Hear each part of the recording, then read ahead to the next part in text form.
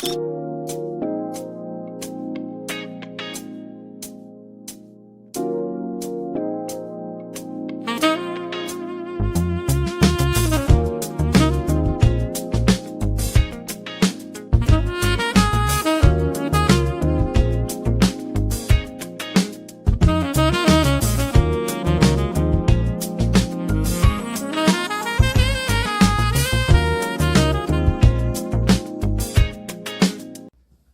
quick one on quick sewing tips. You know what we call the stitch length, and that is the part of your machine where you turn it to either 1 or 5. I know few machines have more than 5. Yes, I think I had a machine one time that had 7 or 8.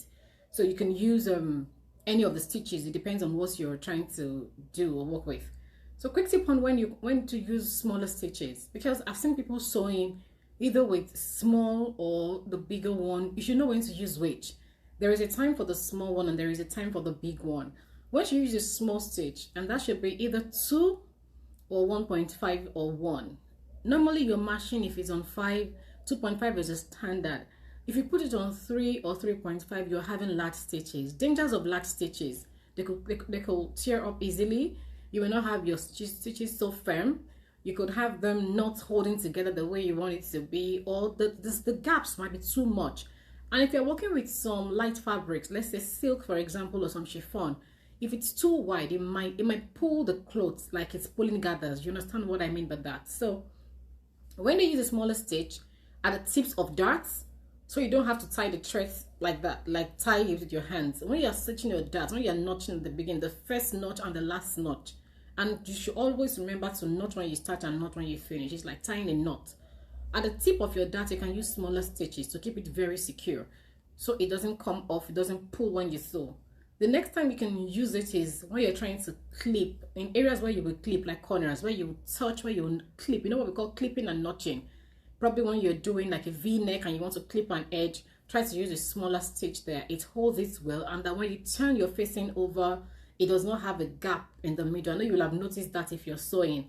And also the next part where you can use small stitches is the areas what we call the areas of high stress.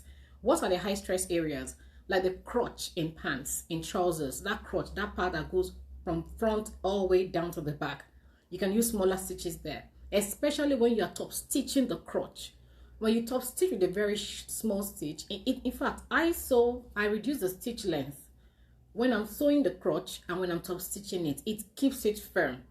That's why you see some uniforms of some schoolboys, when they wear after a while, it tears, or trousers of either male or female. It actually happens more with uniform, because I think people who sew uniform are always rushing to finish. My belief, in some schools, not all tailors, but I've seen that happening a lot of time. Make it a point of habit to always use small stitches at this point. It helps your sewing. Areas of high stress, areas where you will clip or notch, like corners, like curves, or like V's.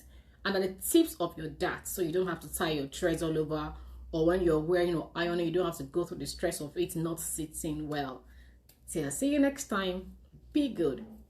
My name is Aderonke Olubanjo, and I am the principal instructor of the leading fashion and entrepreneurship college in Ibadan, Oyo State, Nigeria, Ibadancity Fashion College. Take care and remain good.